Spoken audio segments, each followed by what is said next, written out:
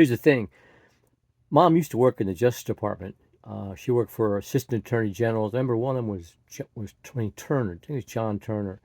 But those were the days when the FBI was actually in the Justice Department building.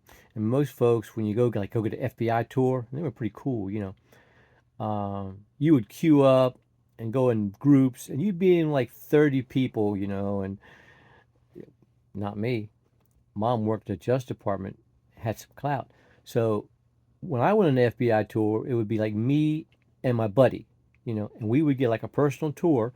I had several of these, and I didn't know anything about politics or the agency or nothing. All I cared about was going in there, looking at all the cool stuff. But the main thing was at the very end, the FBI agent shot some guns, including like a Tommy gun, and and then bring the target up and show where they hit, and then they would give you the target and the bullet, like the shell casings that left over. So that was cool, and me and one of my friends, we all have all these targets hung up, shot with shot holes through it. But the main thing is, one time I was going to the Justice Department, and my mom says, "Look, you're going to meet the director, and I don't want you to give him any jellyfish handshake." I said, "All right, whatever."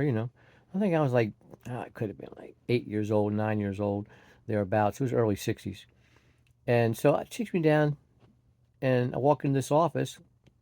This guy walks out with double-breasted suit, and I remember like I was just about his same height, even though I was like 8, 9 years old. He wasn't really tall, and so of course like this is the director, and I went and I shook his hand. I got him with both hands and liked to jerk his arm out the socket, and he said something to the effect of, "Ma, you got a good handshake." And I looked over at Mom, and she was like, "Yeah, right on."